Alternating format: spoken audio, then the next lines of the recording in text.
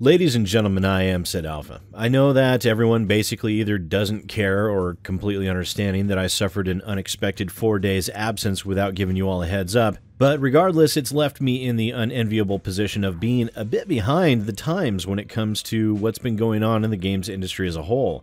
As a result of that, this particular story is about a week old at the time I was finally able to record it. That said, it would seem that the developers for PlayerUnknown's Battlegrounds have created yet another in what is quickly turning into a long line of issues that raise consumer advocacy concerns surrounding the game, its business practices, and its development.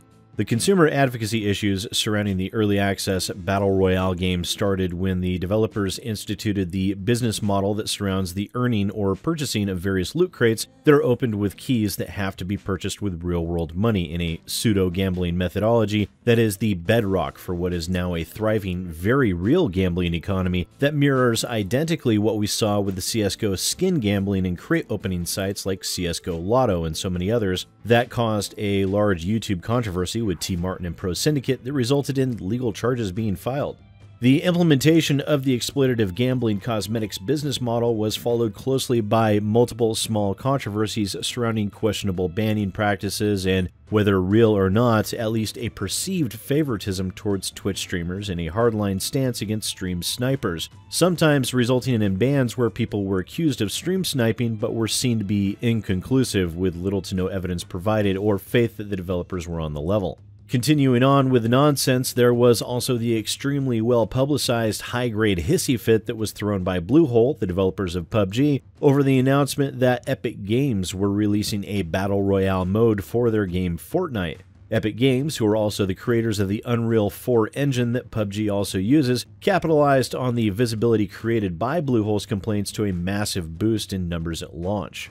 And as I feel like a budget model Billy Mays about to shout, "But wait, there's more," Bluehole continued with the statement that was leaked to my channel that their moderators were abandoning the Steam forums due to their inability to maintain control and the stated lack of tools made available to them by Valve. Now, right when I thought they couldn't possibly do anything to step in the proverbial pile of dog poo anymore, they did something that instigated another review bombing on Steam, and they've managed to create yet another consumer advocacy issue, this time in regards to their Chinese fanbase. While most players across the planet have enjoyed the Battle Royale game, there have been issues with the Asian servers being overloaded due to the unexpected popularity of the title. Due to the number of players far exceeding all expectations, the Asian servers especially have become oversaturated.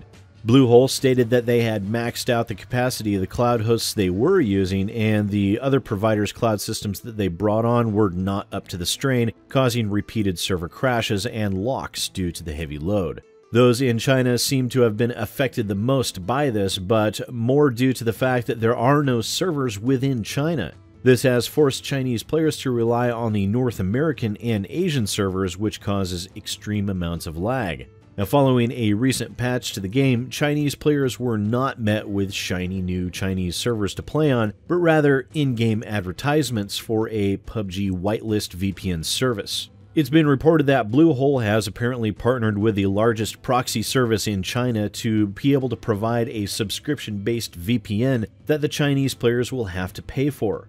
The cost? Well, I wasn't able to find exactly what the cost was, but according to some of the Chinese leaving negative reviews for the game, it was approximately equal to the cost of the game itself for 4 months.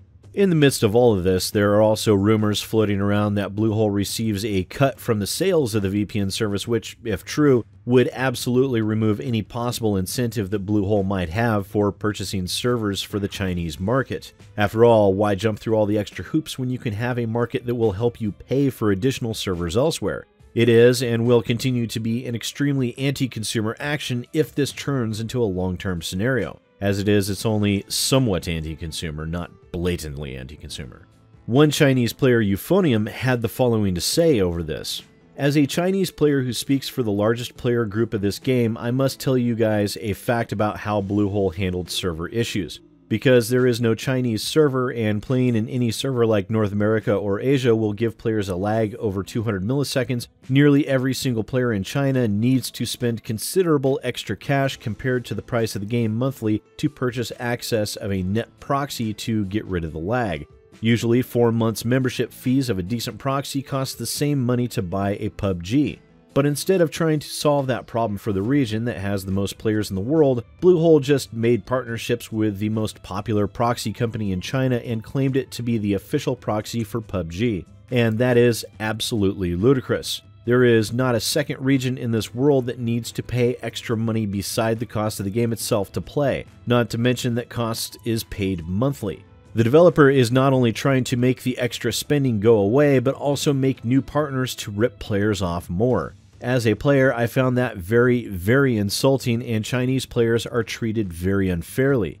Upon all of that, the game itself still have a significant amount of bugs and lack of optimization. Even for my PC, which has a 7800X and a 1080 Ti as well as 32 gigs of RAM, I still need to adjust certain settings to low, even very low, to have a relatively smooth game experience. And that smooth is still relative. I literally have FPS dropping every single game, especially when it is raining or when I'm in a red zone, which is really annoying and irritating when I'm trying to shoot someone or counting the nearby environment. Anyway, that's the reason why I don't recommend this game. If you hate FPS drops in an FPS game, I strongly advise you against trying it.